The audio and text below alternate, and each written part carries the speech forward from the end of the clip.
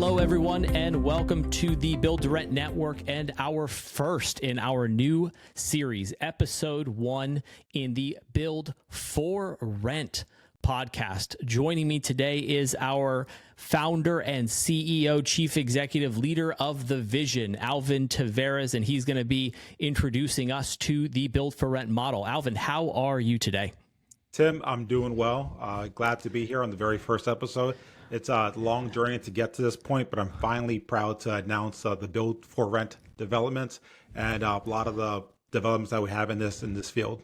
I'm so excited for this because this has been kind of that long time coming, and you and I have worked together for a while now, and just excited to be a part of it. And I think for our listeners, I do think it's fair to ask you and kind of take a step back and walk us through your experience and what got you up to this point where you're ready to expand into the Build for Rent world.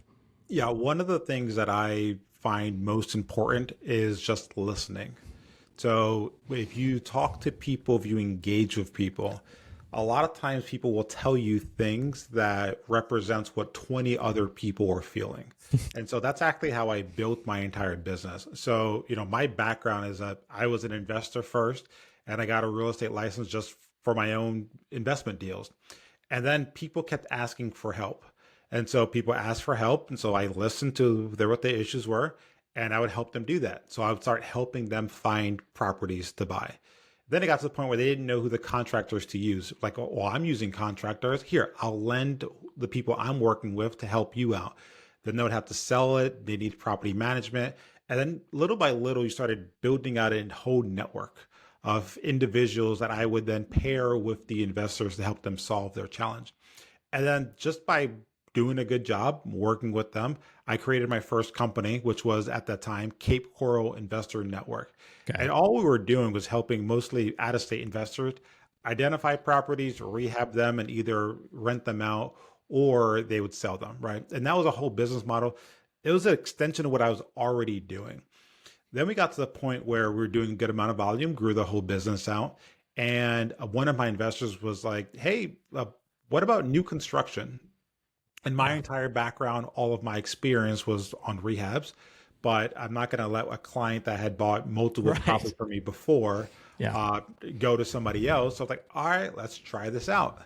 And then he bought one, he liked it, he did another one. And very quickly, we got to the stage where 80% of what we were doing was new construction.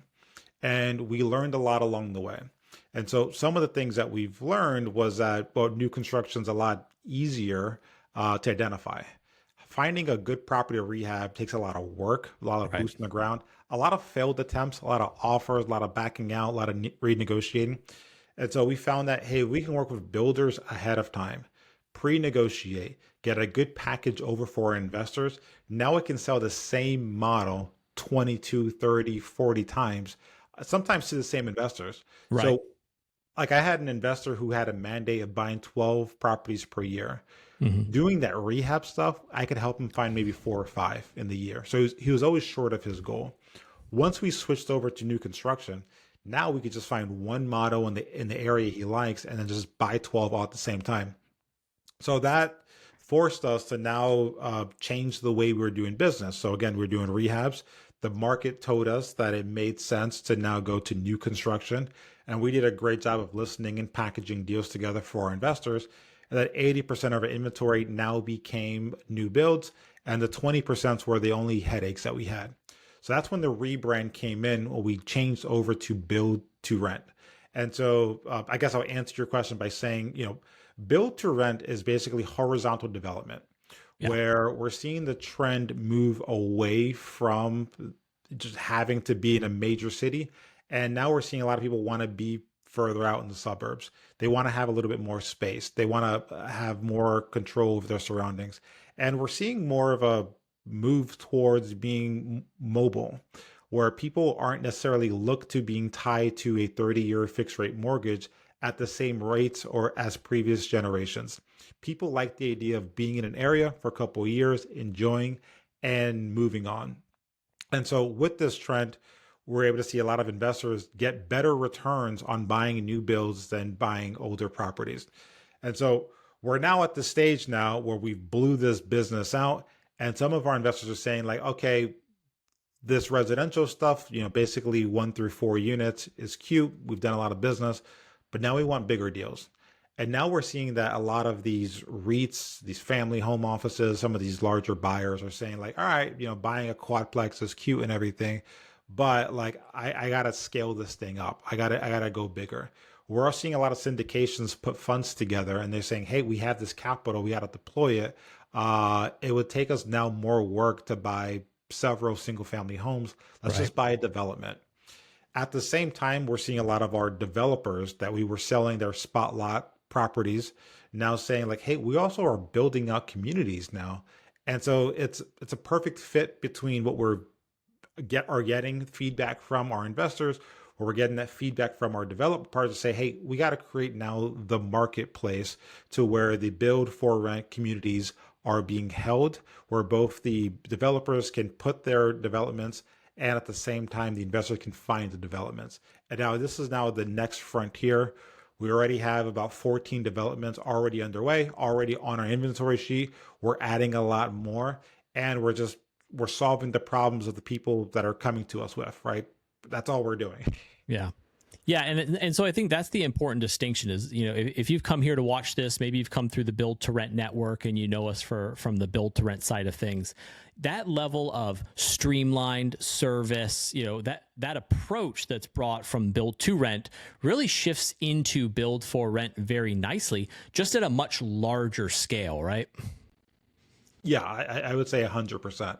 And so, I mean, with that scale, we're talking about now moving beyond buying, 4 quadplex, and now we're going into, 108 units acquired all at once.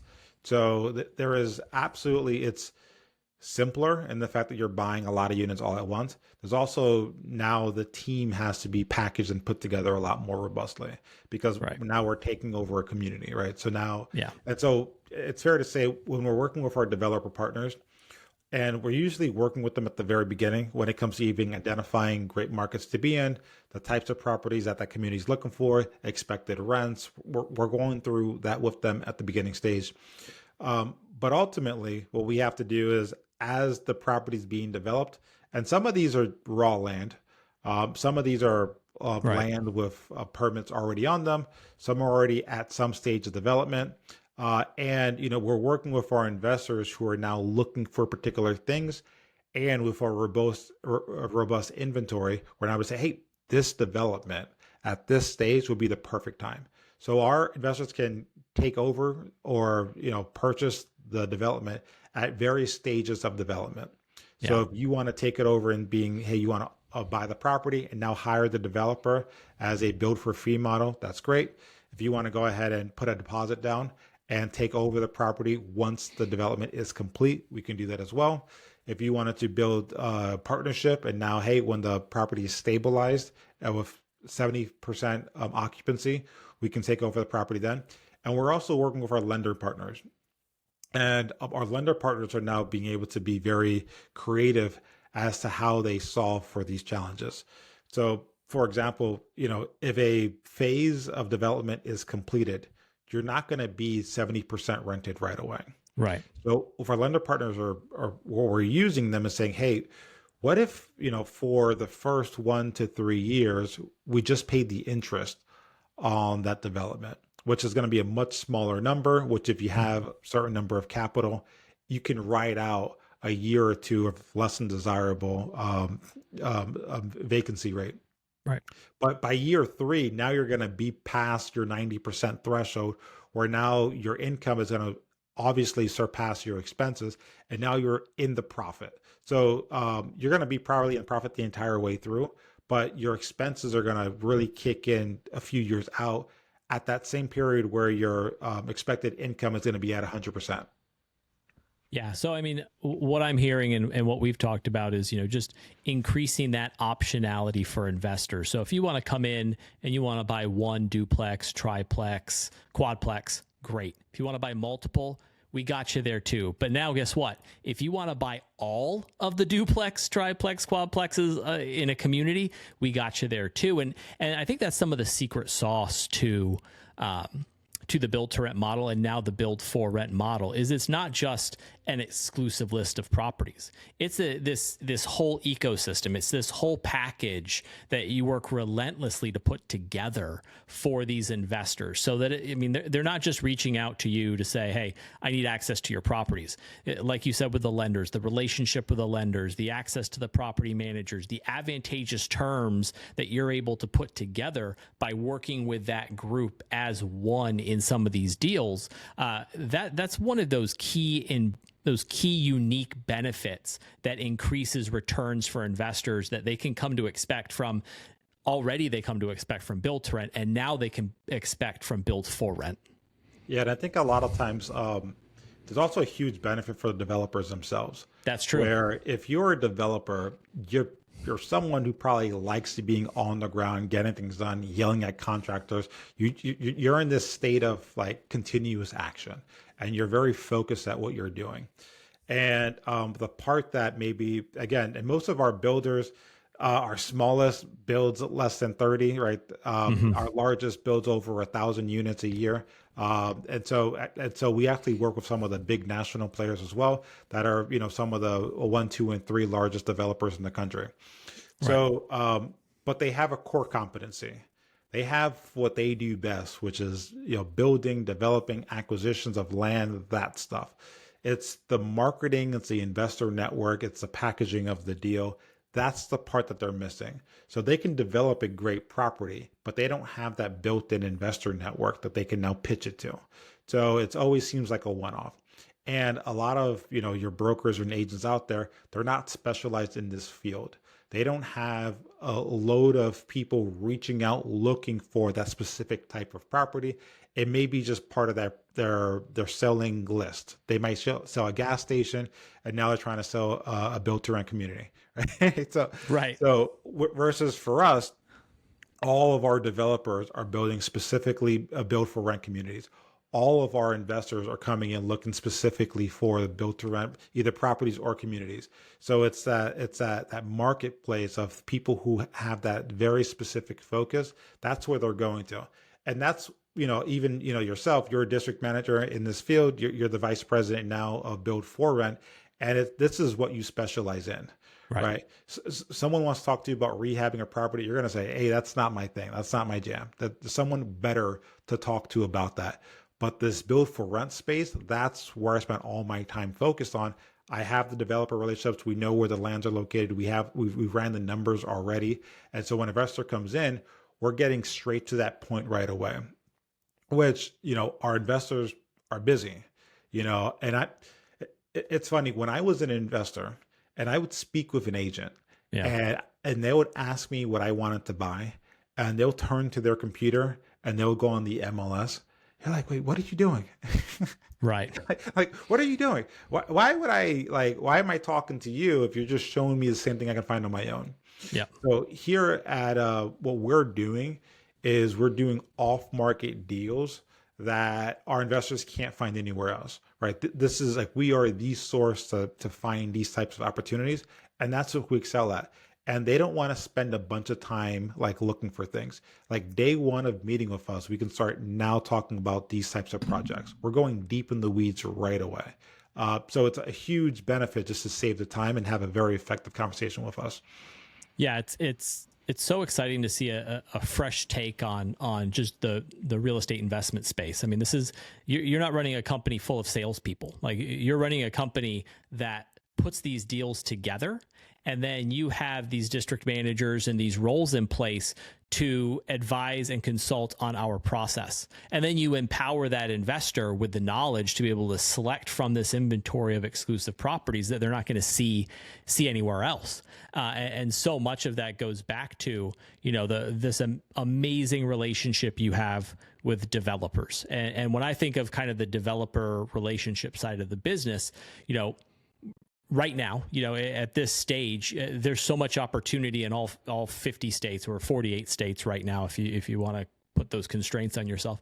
But, you get those questions all the time of, hey, when do you come into Arizona? When do you come into, South Carolina? When do you come into Georgia? And I love your answer to this because it's something that shows the discipline that's necessary as a CEO and a founder of a company, not to bite off more than you can chew, but to really focus on what you do and then do it great and then expand strategically. So I'd love to hear you talk a little bit about how you approach developer conversations, because inevitably you're going to have developers listening to this episode going, hey, I gotta talk to Alvin. I got a property up in Snohomish, Washington, up in horse country, and it's a big acreage and I want to develop it. I want to talk to Alvin. So kind of put that developer to CEO side of your hat on and kind of I'd love to hear kind of how you approach that with developers and also help those developers as they're listening to this before they reach out to you.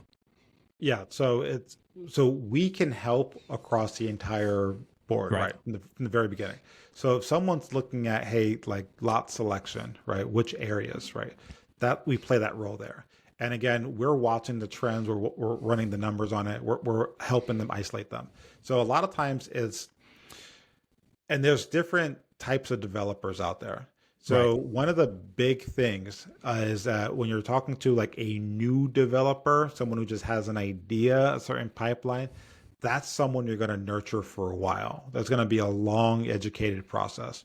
I would say the majority of our developers are already like over that hump. They already own the land. They're already done a number of projects. And what they're looking for is they want confidence to be able to sell through their development project. That's probably the number one thing that we provide them. Yeah. Where, like if you think about like all this risk that a developer is taking on, for sure, on buying land that's not tax depreciate, you can't tax depreciate it, right? You have crews you're hiring, you're spending all this time, spending all this energy. And development is tough. It is difficult. It is probably the hardest aspect of everything that exists there, right? So, but there's some people ride bulls, some people develop properties, right? so it's that risk that must be a thrill for them. But they want to reduce their risk as much as possible. They're not nuts. They're looking at the payout, yes, but they're also looking, hey, I got to protect my downside. The biggest risk in a development project is that it doesn't get sold. That's the biggest thing.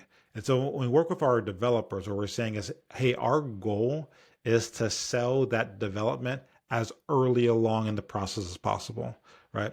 Because again, if you had already a development that you started on and it's already sold, and now all you have to do is complete this thing, you're like, hey, I can start planning the next development now. But again, whether it's a fourplex, a single family home, or a community, whatever it is, if you don't know you can sell your development, the thing you're focused on, you're going to hold off on everything else. You're going to now like take your foot off the gas because you're uncertain. But if it gets sold, or if someone's like saying, hey, I actually have like 7 people looking at this deal right now, you're like, oh, okay, there's activity taking place. But the scariest thing is spend all this time, all this effort, take on all this risk, and be at the stage where you have something completed. And now you have to put it out on the market. You got to see what you're going to get for it. Right. That's concerning, right? And if you think about the opportunity cost, that unknown forced you to not take action on other projects. And so the biggest thing we provide our developers is confidence. The confidence to sell through the inventory, to keep developing, to keep that ball rolling. And you have superintendents that are looking at you saying like, hey, like, is there another job after this one? You have contractors who are looking at you saying like, hey, like, is there more work after this, or is this going to be it? Do I have to go find another, developer to work with? And so that confidence to keep that ball rolling, keep developing, keep your crew in place, keep your guys, working hard for you. Like that's the biggest factor that we work with. So to answer your question, we can help along the entire stage. Whether you're brand new, we can get you going from that end. But most of our developers are already kind of like their foot's on that gas, and they just want to keep going to that next level. Yeah, so we are that skilled matchmaker to an extent because we connect with such a broad range of investors and developers at different development stages that, it truly is like our job is to connect. Our job is to take our expertise and find the right match and make the right recommendations for that investor to take the right next steps to expand on their investment, if it's a build to rent model or the build for rent model. And then same for the developers, the developers out there that look at you as the trusted resource.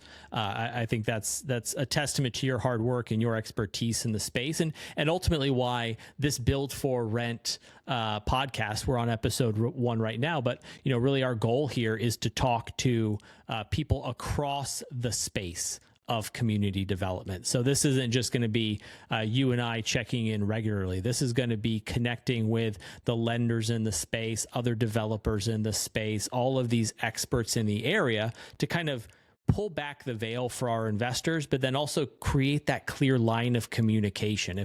If something is changing in the marketplace, I mean, you and I, here we are having this conversation in the middle of an election cycle, right? So, volatility galore, but, as we've talked about, you can always win with the right strategy.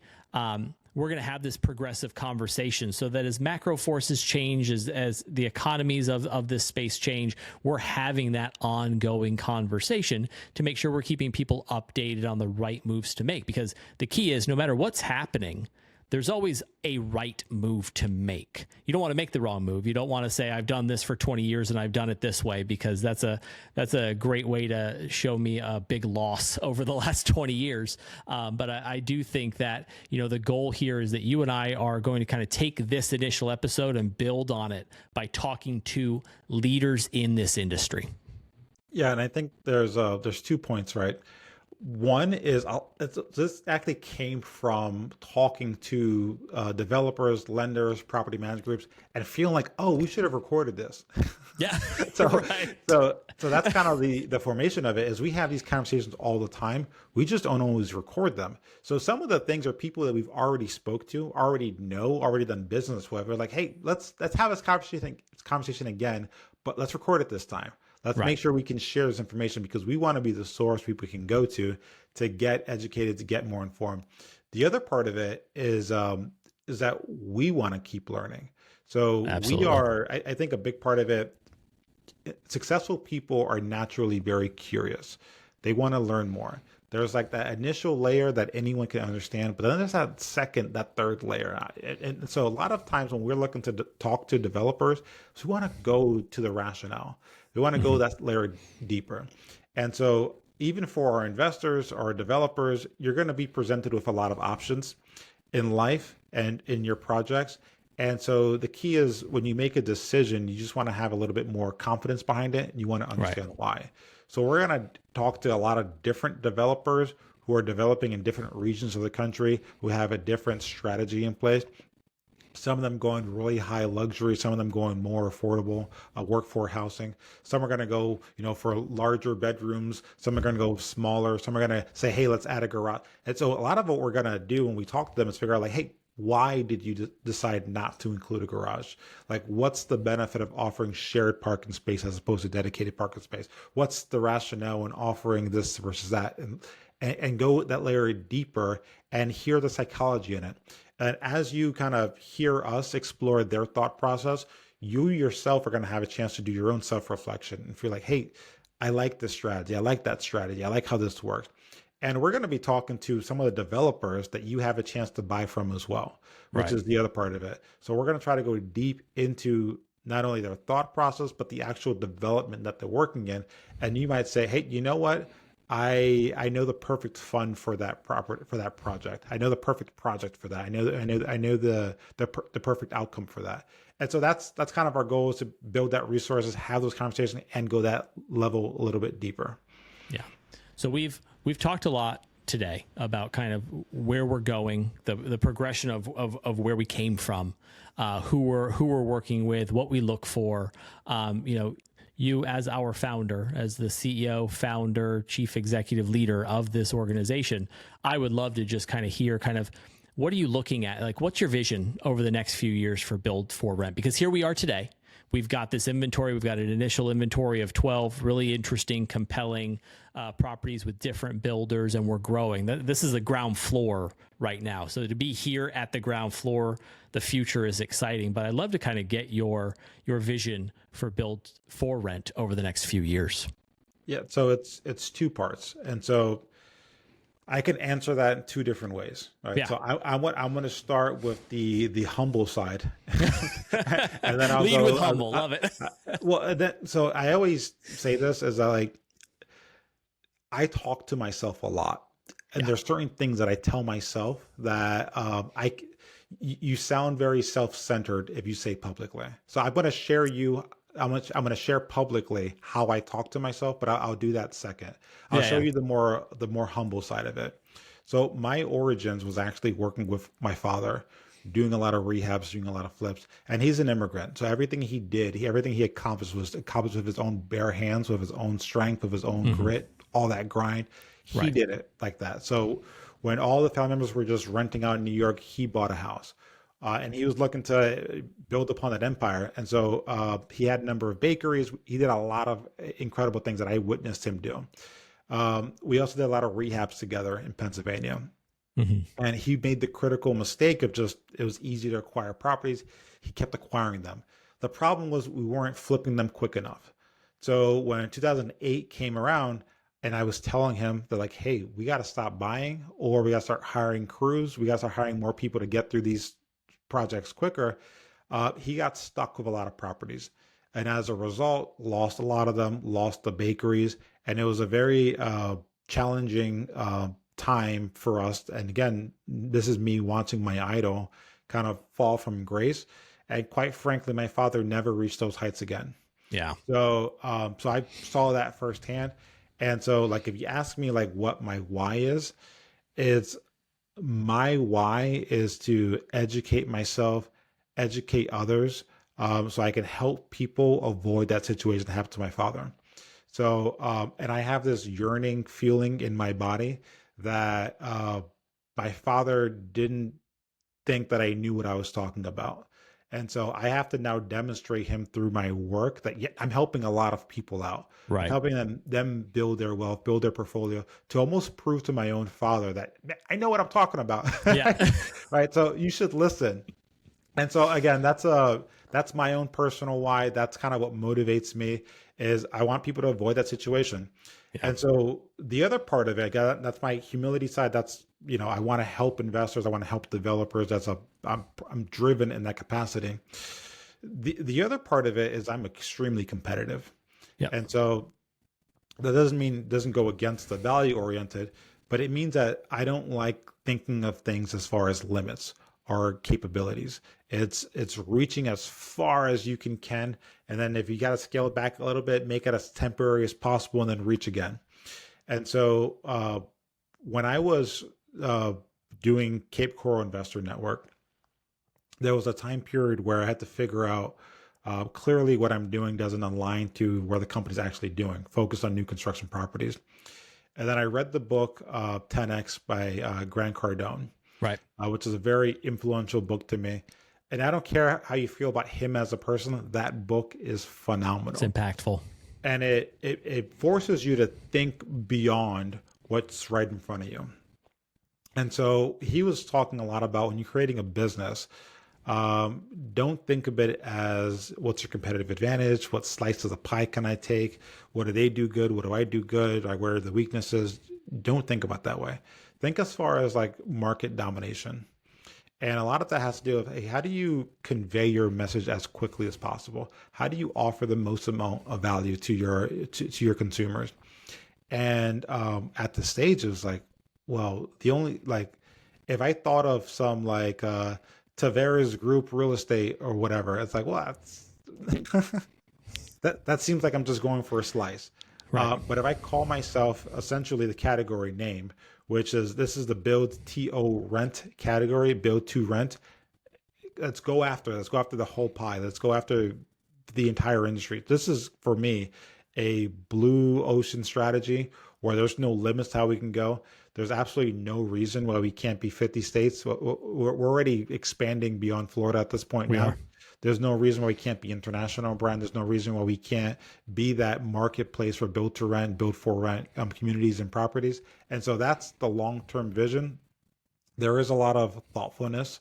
So again, because of that first argument, I take helping people very seriously, and I make sure that we provide value the entire way.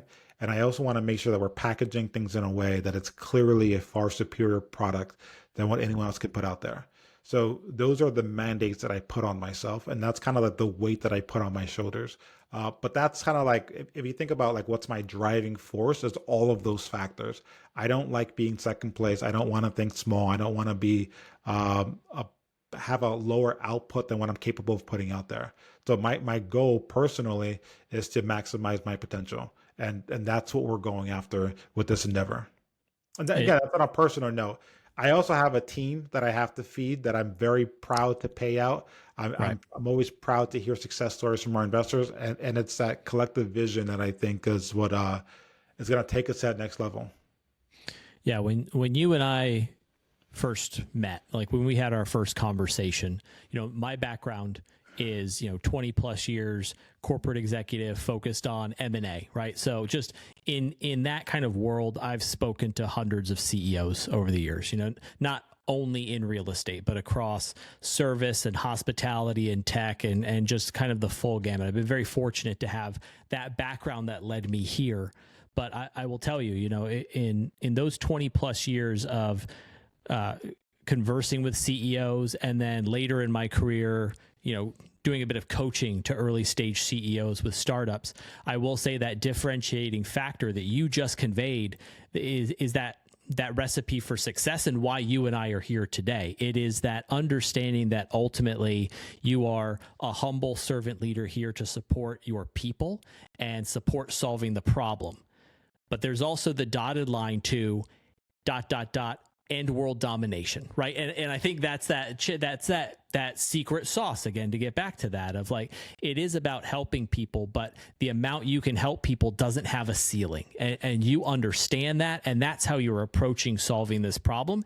And like I said, that's why you and I are here today, paired up like we are, because you and I had that blue ocean conversation, and I bought in almost immediately. So I'm ecstatic to be here. I know we're excited to move this forward. We've got a strong foundation that's going to be, further pushed out over the coming weeks with our introduction of the inventory and even more announcements about Build for Rent. And then the future of these larger conversations with other partners, expansion into new markets, sky's the limit here. And, it's been a great ride thus far. And to think we're just getting started is even more exciting to think about. Yeah, and I think, kind of going back to the beginning, a lot of it has to do with just listening. Mm-hmm. Like if people are making it obvious what they're looking to accomplish. And so it's almost like if we can simplify the process, make it as transparent, so we don't hold back with data, we don't hold back with information, we're not going to drag conversations along unnecessarily. We're going to get to that point as quickly as possible. And a lot of that comes from what our investors want. They want to have a very effective 30-minute conversation. Yeah. Right? They don't want to spend the whole time driving around doing all this work. They want to see performance right away. Like, give them photos, give them the video tour, put all that information in front of them right away. And this is what clients want. If you look at just the trends that are happening nationwide, we're saying, well, there's a big movement towards the Sun Belt. Right. This is the southern part of the United States. Right. And a lot of times what they're looking for more space. They're looking for less dense housing. And so that's a huge emerging trend. They also want newer properties. People pay a premium to be the first person to live in a home. Right. The designs of homes are dramatically different. We're not dealing with like 8-foot ceilings anymore. Right. Those days are over. Right. Also, maintenance costs are a lot less. And these are things that tenants are looking for. Like, people are doing searches to rent out build to rent communities. They like the idea that they can be in a home that's market rent and they have a garage. They can park the car up front. Some of these communities have like community pools attached to them. They have places to relieve the dogs. They have car wash stations. These types of things or amenities are what they would want. And this is what they're looking for. So also now we're seeing that this was never the case before, that you're seeing a lot of large institutionals put money behind these projects. Right. So a lot of what we do is trying to give, like, these are big trends that are taking place. There's a lot of big dollars going into these developments. And what we're saying is, hey, let's broaden who the potential buyer is for these types of developments, as opposed for it just being the top one or two of the S&P 500 acquiring these properties. Let's broaden it to those smaller, mid-sized family offices, to some of those syndications that are just starting out. Now we're gonna expand the visibility of the developments that are currently taking place throughout the country, and give smaller investors a chance to play a role in that. And so we're trying to what's the best term? Democratize. Democratize. Yeah. Yeah. So, and just being a lot more transparent. And that way, there's not a veil that, or some secret backroom situation where that's like, we're putting things in front.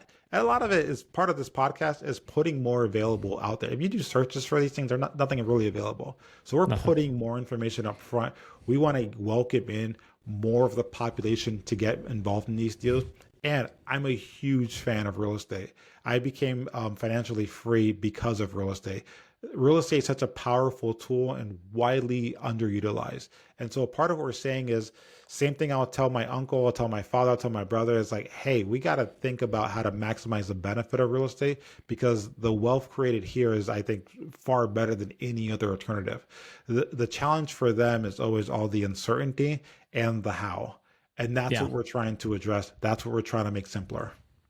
Yeah, it's you mentioned it there. It's for so many investors, you have to keep in mind that success leaves clues, but you have to be looking for those clues, right? And that's an important aspect of it. Is you have to employ the right people to help you find those clues. And I think that's what Build to Rent is saying. Like, we are listeners. We listen to the market. We listen to our investors. We listen to developers, and we solve those problems. And those problems are solved by coming together and working in more of that kind of centralized packaging approach. And it positions everyone in a way that they are having their problems addressed. And that is that key differentiator. That's that piece to success that kind of brings people together on the real estate front. Because I mean, if you know anything about real estate, right now there's a lot of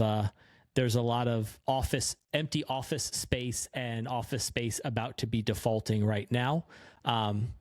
It is what it is. That piece of the investment front, you have individuals looking to exit out of that category of investment. And, even as we talk here about Build for Rent, we're creating that optionality as an option here to shift out and shift in. So, it's again, just a lot of listening and a lot of problem solving on our part, to the point where by the time an investor reaches out to you, to myself, to any of our district managers, you've already built these deals 95% complete, because that's what people don't realize. Like, you and I are going to get off this recording, and you've probably got 5 more calls, checking in with developers, talking to developers, building that relationship, and working to solve those problems to put a better deal together for the investors. So that by the time you and I are on the phone with an investor who wants to see the pro forma because that's what they want, you've negotiated these terms. Like, these terms are there advantageously positioning for that investor, where the investor's not like, all right, I'm going to have to go into this with this district manager or this individual. We're going to have to negotiate every step of the way. Every single term needs to be negotiated to get a better deal, because you've already done 95% of that work, right? Yeah, and that's when we think about how do we grow, how do we expand, is by providing an insane amount of value up front. Right. So you want to see the property? Great. We have video tour of it already. Yeah. We already have photographs of it. We have the property management team, the lender. It's all picked out.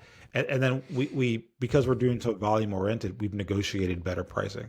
Hey, yeah. We've negotiated better terms. Hey, we negotiated, some of our build to rent stuff is free property management. We've negotiated the rate buy downs. Hey, you're uncertain about, whether it's going to rent or not. Hey, we negotiated a 3-month rental rate guarantee. Like, so a lot of these things is, a lot of our clients, if they want to be difficult, great. We welcome you anyway.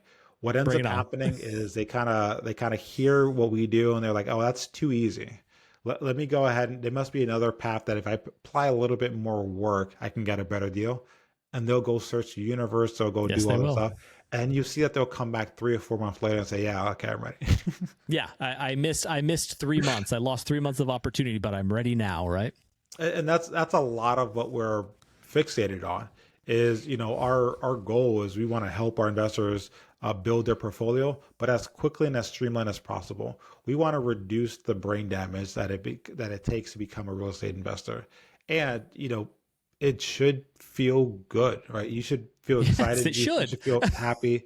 It's like the whole point, the whole promise of real estate investing. And again, it's not 100% passive, but is that you shouldn't have to think about it the entire way. It shouldn't be Right. something that it shouldn't be a second job. It should be something that like, hey, I understand that the best asset class to put my money in is real estate. Let me just spend time, figure out the best opportunity, deploy my capital, and then that's it. Let it go to work. Yeah. And that's what we're trying to solve for, is for that opportunity. And that scales all the way up to the build for rent model, right? And that's the beauty of it. And Oh that's yeah. why this is the natural progression. So at the build for rent model, and this is kind of some of the huge advantages, is overall per unit, your operational expenses are going to be so much less because you're going to have more control over what they are. So again, when you get to 105 units, you're not going to, now have to call a different plumber every single time. You're going to have that dedicated plumber for you already proactively working on these properties. So same with the property management team. This person isn't charging you per each property. It's like down, you get your dedicated team just working on that on that property. So Right. a lot of your costs now get spread across multiple different units, and you have a lot more control over how that gets expensed. So there's a cap on a lot of those expenses. The other thing is that, like, when you think about just like vacancy, Yeah. if you have a single family home and that tenant moves out for that time period, hopefully you can get someone out there quickly. That's Zero. your occupancy rate is zero, Yep. right? That means for that 2 or 3 weeks it takes to get someone else in there, you have zero income coming in. If you have 100 units, you're expecting a tenant to move out all the time. Correct. And, one tenant moving out brings you from let's say if it was at 95% occupancy, 94%, Yep. right? But you're making profit, once you pass that 60 or 70 occupancy rate. So everything else is just gravy. Everything else is on top of that. Not only that, but when you think about the exit strategy, a lot of our investors are looking to take down one of these developments, again, depending on the stage of it. And then because they're individual lot properties, most of the times, is now you can sell it to a homeowner who will pay a premium on that property. Yeah. So when you buy it as an investor, you're basically looking at the returns. And so the property has to be priced in a way that makes a return favorable. But when you're selling it to an end user or a homeowner who's going to live in the property and enjoy it themselves, now they're investing more as a emotional buy. Correct. And that's going to, as an individual property, is going to be comped and compared to other individual properties will automatically be a lot higher. So a lot of the institutional funds who are in the space saying, hey, I'm going to do a 10-year hold and I'm going to exit. But that exit is going to be monumental compared to the cost that it took to enter. Because again, you're buying a commercial deal that's going to obviously need to have a capped price to make the numbers work. But then when you exit, it's going to be a homeowner that's emotionally attached to the property. So you're going to sell it for a lot more. So the exit is better than what you can do with any other property as well. Yeah. And that's that sweet advantage of the build for rent model is it's build to rent multiplied, right? I mean, that's what it is. It is the economies of scale, the ability to grow, the ability to protect yourself, the downside risk through size, and just that optionality of, if you're taking down 40 quadplex units, just all the different avenues you can go down as that owner in the future, at 3 years, at 5 years, all the way up to 10, 15 years with all of this new construction. Because that's the beauty of it is, like we talk about with build to rent, that power of reduced, repair and maintenance and those unexpected costs in a single investment property that's new construction. Well, now you've just compounded that on the build for rent model, because now you have 40 brand new units all under warranty with new equipment in the space and low repair costs that, once you get that usable life out of that and you're going to shift it into an emotional sale, you've just positioned this to maximize and win at all the different levels that you win at in real estate investment. Yeah, absolutely. Not only that, but you add on the tax benefits, you add on all the other, the debt depreciation. It's so many benefits. And Tim, one of the things that I'm most excited about is that you have come on board as the vice president of our Build for Rent division. And so you're going to be that linchpin that kind of brings in a lot of our new developers, works with our investors. And so I kind of want to get your feedback, and it kind of, I know we're talking about me today, but I do want to just share You're the star of this show. But I do want to just state just how proud I am, how happy I am to have someone of your caliber on this team. And this is this is something that the market's craving for. This is something that currently is very difficult, and you're going to play a very central role in simplifying that process for a lot of folks. Yeah, and I've been very fortunate throughout my career to work with companies that were focused on growth and scale through both organic unit count growth, but then also mergers and acquisitions. So I've had this amazing experience in my career, and to be here now with the Build for Rent model, doing the exact same thing, right? We're growing and scaling build to rent into something, 10x greater today than it was yesterday as a goal. That's my expertise. That's what I love doing. But B, you can't just do that with anyone. You can't just do that with any team. The team here at Build to Rent is a very special one. I acknowledge that. I've realized that here very early, and that's the key to our success, is working with our team and understanding that we are a team of problem solvers, and we work diligently with our developers. We work unrelentlessly and focused on helping our investors, and then be able to converge that together into these synergies of value for all parties. I think that's such an important piece, and that's going to be my focus here moving forward as we seek to scale this at a very fast, a tried and true pace, right? That very solidified approach to success as quickly as possible. We're gonna, any great entrepreneur knows you jump off the cliff and build the plane on the way down. We're going to do that, but we've built planes before. So that's our strategic advantage, is we're jumping off that cliff. Yeah. And so, again, it's one of those things where developers are looking to sell these development projects. We already have the investors coming in. So we're going to open the floodgates to allow more to come in. I would definitely, say, hey, we're going to have a lot more videos showing the developments we're working on. Always visit the website. You can go to buildforrent.com to get more insights as to the development projects we're working on, where they're located. And I would absolutely recommend scheduling a consultation, even if you're at the early stage, even if something that you're just kind of considering, just thinking about. But absolutely, if you're at that deep end, you're ready to pull a trigger, you have that capital you need to deploy. But at any stage, we are relationship oriented. And so we're looking to figure out, like, hey, how do we collaborate together? Even if what you're thinking of doing is a little bit out of the box, by all means, reach out to us. We're more than happy to have a conversation. Yeah, the hardest thing for so many early stage or just starting out investors is doing just that, starting. And I think Build to Rent, as our approach takes on more of a consultative approach to this process, absolutely reach out. If you don't feel like you're quite ready yet, if you feel like you need some, a little consultation around your strategy or fine tuning your strategy, and you're like, well, I don't want to reach out to Build for Rent because they're very busy. Yeah, we're very busy, but we're very busy helping investors like you just as much as we're helping investors with 1 to 3 units that are looking to scale, and now looking at these investors who are looking to take down entire communities. Our commitment is service. Our commitment is helping you be a successful investor, regardless of your stage. So reach out, schedule a consultation, and we're going to be happy to help. And while we do that, we're also going to be creating more content on the Build to Rent network and this new Build for Rent series to continue to provide different options for you our followers, our listeners, our viewers on how to most effectively approach real estate investment and reap all of the amazing benefits that this industry has to offer. But Alvin, I want to thank you for your time. It's as always, we can probably talk for hours on end, but we should probably cut this off for our listeners and get ready for the next episode. And I know you've got a couple developer calls, so we're going to break it off here. But as always, everyone, thank you for your time. Thanks for listening. Subscribe for the latest episodes, and we'll talk to you again soon. Thanks. Tim, thank you, Tim. Cool. Got it done. Cool.